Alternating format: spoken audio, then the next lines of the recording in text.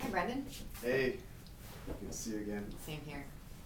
So that was quite a deal that we started our working relationship with. Yes. Oh my gosh. Mesa Ridge from you know where. We have a story to tell. I had a listing, and I'll start from the very beginning. It was started actually 3 years ago, and we had actually sold the house. It was listed for $2,995, and we ended up selling it for $2,895. Shortly after I listed it, we were so excited because the seller was really getting a good deal, and they put a lot of time and energy into this house, fixing it up. And it fell out on the 17th day. The buyer walked. They found another house up on the golf course that they wanted to buy. So we were really disappointed, and they walked away. And so we tried to sell it from there, and that was when the market started tumbling. And we just kept chasing the market down. So when I met Brendan, I think the house was listed at $2,495, and we had an offer of $2,100, or actually this was prior to meeting you. We had an offer of $2,100, and my seller was really disappointed because we weren't getting any other offers, and this meant that they had the possibility of doing a short sale, and they didn't like that, and didn't even have a clue that that would be something that they'd be up against, but it was. So we turned it into the bank, and it probably went 2 or 3 months before we even got an answer from them, and they said that they weren't going to accept our offer. And we were kind of blown away because the market had dropped so much.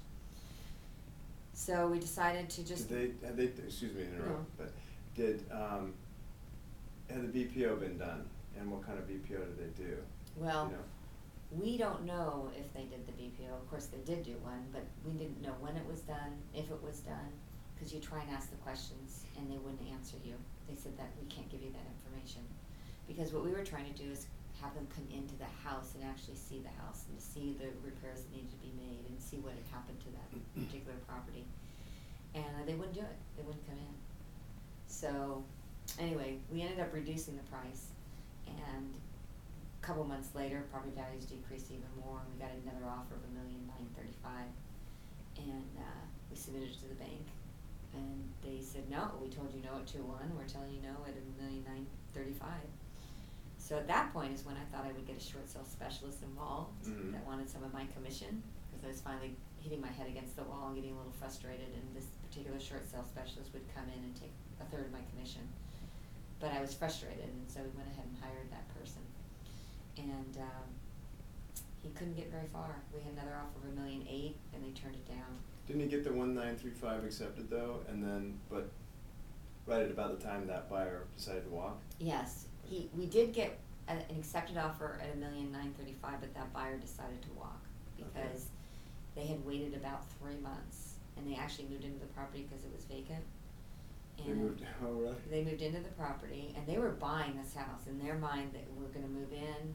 They started painting the house. Things were being done, and they decided that it took so long that they just wanted to move on and have a house. So they ended up buying another house, and that was the day they put an offer in another house that was accepted. Was the day we got the acceptance at $1,935,000 on the short sale. So they finally agreed with us, but then that buyer went away because they took so long, and the market was dropping. So this buyer got another better deal because 3 months had gone by. So they walked, and we ended up getting another offer of $1,800,000 that the bank turned down, and then another offer of $1,725,000, something in that range, and the bank turned it down. And then I got an offer just before the house was ready to go to foreclosure sale from Brendan Moorehead, and it was on a Friday when this particular house was going to sale on a Monday at 11 o'clock, and I was kind of looked at the offer, and it was kind of a different kind of an offer, and it intrigued me to give him a call and just return this phone call because it was an offer that I needed to at least let him know I received an offer, and sorry, but we're going to turn this offer down because it's so low. And Brendan had a really nice voice presence and was able to talk to me about how his process worked and could he have a chance at it. And I go, well, I have nothing to lose. Let me ask the seller. And the seller goes, well, can I stay in the house longer? And because at that time they had moved back into it, and they said, yeah, you can hold on to it a little bit longer. And so we went ahead and signed all the paperwork and turned it into him, and he was able to rescue the foreclosure sale at 10 o'clock in the morning when it was going to sell 11. When you say he, you mean me, right? Right, you. Yes, you.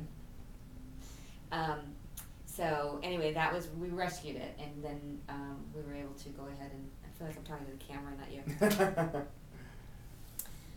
So, go back. And he never lived in the property. So can I step that back or be able to edit it? We don't need to, it's fine. Oh, okay. All right, well, what had happened is the owner had thought about moving back into the property, and he was talking about, being able to stay there longer.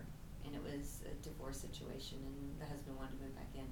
So he was thinking that would enable him to be able to move in. So he would sign the paperwork, let's move forward and do all that, and that's when. Oh, I didn't know that little part, that he was thinking he was gonna move back in. Okay. He had thought about Okay. that. That didn't happen, but that's what he thought about. So anyway, Brenda was able to rescue it and go through another probably 2 or 3 months of negotiations with the bank in order to work out the deal that he had. So that's what happened. And you didn't see anything behind the scenes, right? Pretty much, I mean, from your standpoint, that's what happened, and then you didn't have to deal with the lender from then on. No, which That was was, kinda like we were calling, 3 or 4 times a week. When you were on it, And yeah. it was so frustrating. And it was like, almost like a relief, like, okay, we're gonna go into escrow, we're gonna open this up and move forward and try and negotiate this out with the lender. And fortunately, you were able to just move forward and have a conversation with them, which they were have a working relationship to work out a deal, Right. to negotiate. And when he stepped in, it was the end of losing our buyers, because we had one solid buyer, which is a great benefit to us. And yeah, it was great working with you guys because the communication was good and just enjoyable all the way around. Yeah. So looking forward to doing more of those. Yep. And God, how many buyers did we go through though on that? We had a couple. We had We had 3, right? Okay, here's the perfect advantage. Brandon, he was my solid buyer, but when he had to list the house and put it on the market, it wasn't a short sale any longer. It was an actual purchase. So this buyer could buy it as a purchase, but we went through 3 more buyers, not because of the property, but because of their Changed the ability lending to guidelines. qualify. Yeah, they changed all the lending guidelines right about that Midstream. time on self-employed people. Right.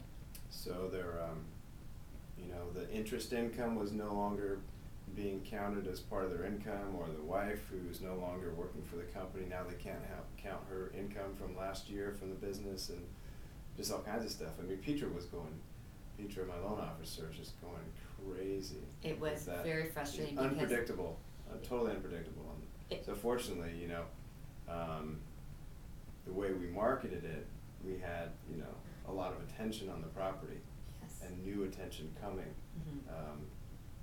new buyers coming forward here and there, so that we had new blood, I guess, to choose from.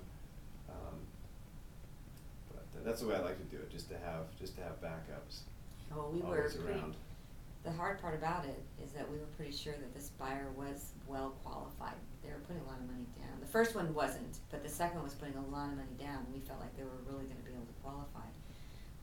But when the lending guidelines changed, there's nothing we could do because they just changed midstream, and it was pulled from underneath us. Mhm. And so we had to go to our buyer number 2, and then that buyer number 2 couldn't qualify, and we had to get a buyer number 3, which was related to the buyer number 2, to step in and be able to purchase the property, and he ended up paying all cash, and that's how we sold the house.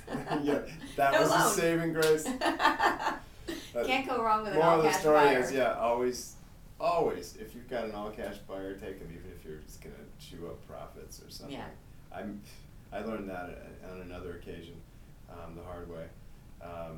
And also, always go for the largest down payment. Because he Yes. had $1 million down, he was only gonna be borrowing $300,000 or it $400,000. was like 417, he Yeah. was like right at 417 in his actual loan, and still couldn't get that. Fortunately, he had the extra 417 in cash, Yeah, so. that's crazy.